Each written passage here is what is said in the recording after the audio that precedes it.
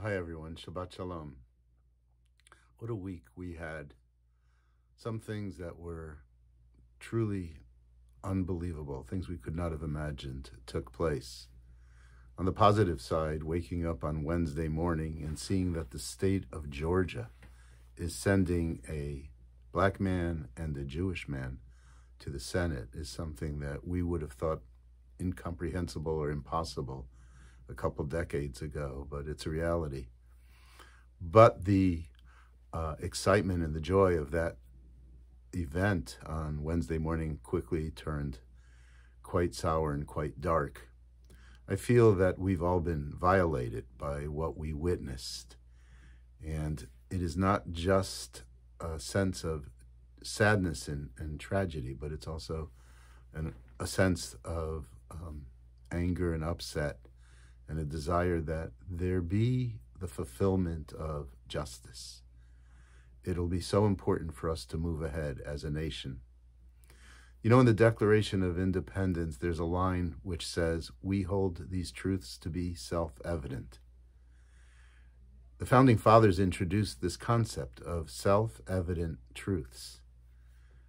And that's something that people overall, people in general, can agree upon, come together about when there's an understanding of what is truth.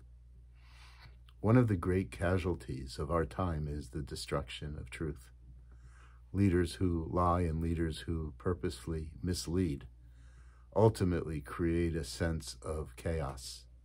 Since the event on Wednesday, I've been particularly upset by the way that what took place has been reported by many who support the lies. And if they actually come into the homes and the minds and the hearts of Americans, then truth continues to be destroyed. And we have a great problem, not just what we're witnessing right now, but a great problem moving forward. I think there has to be a way to promulgate the truth. And it is going to start with leadership, and leadership expressing what needs to be said about this, but it also has to engage the media in this country, and it also has to involve the internet and those who are the businesses that run the internet. Because when you hear stories over and over again, if you listen to the same internet outlet, you begin to believe them and you think that they are truth. There's a beautiful concept that was taught to us by our tradition, and I think it's an important thing to say as we enter into Shabbat.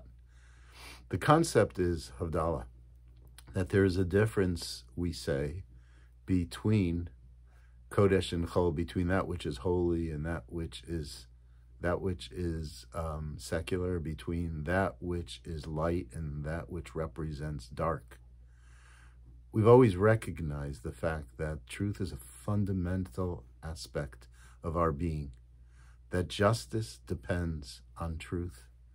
And so I hope that all of us together look forward to a time where that which is not true, that lies which lead to the kind of chaos that we saw, will be eradicated. And that's going to take a lot of work, and I hope that we're all part of that work moving forward. So Shabbat gives us a particular set of laws, a particular set of rules, in addition to the wonderful feeling and connections that we have with family and with each other. But Shabbat also is guided in such a way that it reminds us of how important it is to keep those distinctions alive. We saw the desecration of America's holiest temple this week. We cannot abide by that, and we need to have a different way moving forward. And in order to do that, we have to make sure that some 70 million people are incorporated into a conversation where we can realize what is true, and we can realize that it has been distorted. It's just one of so many ideas and so many thoughts and so many considerations after this past week. We're going to learn a lot more as the days move forward, and we're going to see and take into account and bring to justice those who are responsible. We look forward to a day of peace, and we look forward to a day of mutual, respectable recognition that will come when people abide by and respect the truth. Shabbat Shalom, everybody.